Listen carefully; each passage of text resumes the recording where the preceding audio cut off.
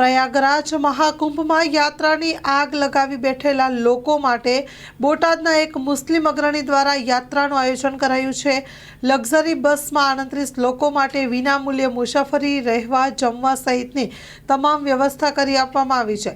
શહેરીજનોએ આ એકતાના આયોજનને બિરદાવી રહ્યા છે। સ્ટોરી રિપોર્ટ બાય વિપુલ લુહાર, બોટાદ। દિલાવર મદદ દિલાવરભાઈ, પ્રયાગરાજ મહાકુંભ 144 વર્ષે જે પ્રમાણેની આસ્થા શ્રદ્ધા છે, અહીંથી પણ એક બસનું આયોજન, કેવા પ્રકારનું આયોજન, કેટલા લોકો?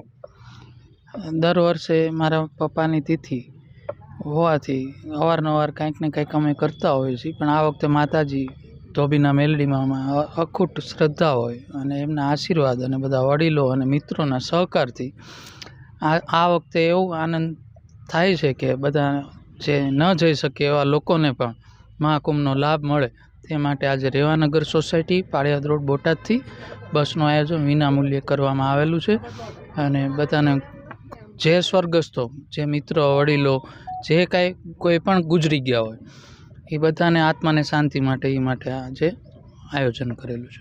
દિલાવરભાઈ, આ જ્યારે આયોજન કર્યું ત્યારે વિચાર કેવી રીતે આવ્યો, અને ખાસ કરીને જ્યારે બસ અહીંથી રવાના થઈ ત્યારે આનંદ ઉત્સાહ કેટલો હતો?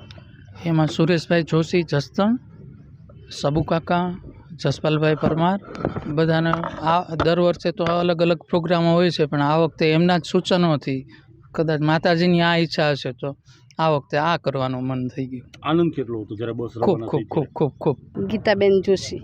ગીતાબેન, આજે દિલાવર હમીદ દ્વારા એક મહાકુંભનું જે આયોજન છે, તમે પણ જઈ રહ્યા છો, કેટલો આનંદ છે? બહુ જ આનંદ છે। કેટલા દિવસ તમે શોધમાં હતા બસમાં, પણ અમને કાંઈ બસના નંબર જ નથી લાગ્યો। અત્યારે અહીંયા મારા જમાઈએ છે ને કીધું કે અહીંયા બસ છે, એમાં જગ્યા છે, એટલે અમે સરસ રીતે એમાં અમને મહાકુંભ મેળાનું આયોજન કર્યું। અમને બહુ દિલાવરભાઈએ કર્યું ને અમને બહુ આનંદ થયો કોઈ પણ છે। જાતનો ચાર્જ ચૂકવવાનો છે કે ફ્રી ઓફમાં સેવા છે આખી? ના, મફતમાં જ છે ને આખી? હા હા હા, આનંદ થશે ત્યાં જશો? બહુ બહુ આનંદ થશે। ઈચ્છા કેટલી હતી? બહુ જ ત્યાં પાર વગરની ઈચ્છા હતી, એમાં ધાર્યું નહોતું એવું થયું છે। અને અંદાજે કેટલા લોકો જશો તમે? અમે અત્યારે તો બહેનોમાં તો 35 થી 40 ને બહેનો 25 બહેનો છીએ। આનંદ છે જવા માટે? બહુ જ આનંદ છે। અપેક્ષા હતી કે જશો? બહુ જ તે અપેક્ષા હતી નહોતી ને, એ પણ દિલાવરભાઈએ બધાને સરસ રીતે કુંભ મેળાનું આયોજન કરી દીધું। જય શ્રી રામ। મારું નામ મોન્ટુભાઈ માળી છે।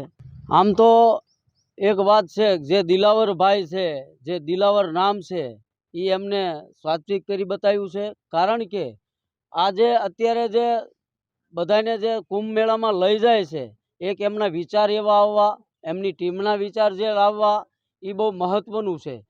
કારણ કે અત્યારે આ 144મો પ્રયાગરાજમાં જે કુંભ સ્નાન છે એ બહુ મહત્ત્વનું છે। એમાં દિલાવરભાઈએ વિનામૂલ્ય જે આ તેમને જમવાની, ખાવા પીવાની, રહેવાની, અહીંથી જાય અને આવે ત્યાં સુધી તમામ સુવિધા કરી બતાવી। એ એક ખરેખર તો અમારી આગળ શબ્દ નથી। અને દિલાવરભાઈ જે માતાજી પ્રત્યે અને જે આ કુંભ સ્નાન પ્રત્યે એમને જે ભાવના બતાવી છે એ બહુ સરાહનીય છે। એટલે ખાસ કરી દિલાવરભાઈને એમનું નામ છે એ એમને શાશ્વત કરી બતાવ્યું છે। અરે એના શબ્દ કેમ કાઢવા, જે ન જઈએ કે એવા માણસો માટે જે આ બસ જઈ અને એમને જે ભાવના થઈ કે ઓહો, હું કુંભ સ્નાનમાં જઈશ અને બધાને મોકલ્યું, દિલાવરભાઈની જે ભાવના હતી અને એમનો જે આનંદ ઉત્સાહ એમની ટીમનો હતો, એના શબ્દો આપણી આગળ નથી। કારણ કે ઘણી જગ્યાએ ઘણું કરતા હોય છે, પણ જે ભાવના છે એ દેખાઈ આવે છે। એટલે ખાસ કરી ભગવાન એમને મહાદેવ આ જે બધાને લઈ જાય છે એમના ખૂબ આશીર્વાદ મળે, ભગવાન એમને સહાય કરે અને આવા નવા કાર્ય કરતા રહે, એ જ અમારી પ્રેરણા અને આશીર્વાદ ભગવાનની આગળ પ્રાર્થના છે। જય માતાજી।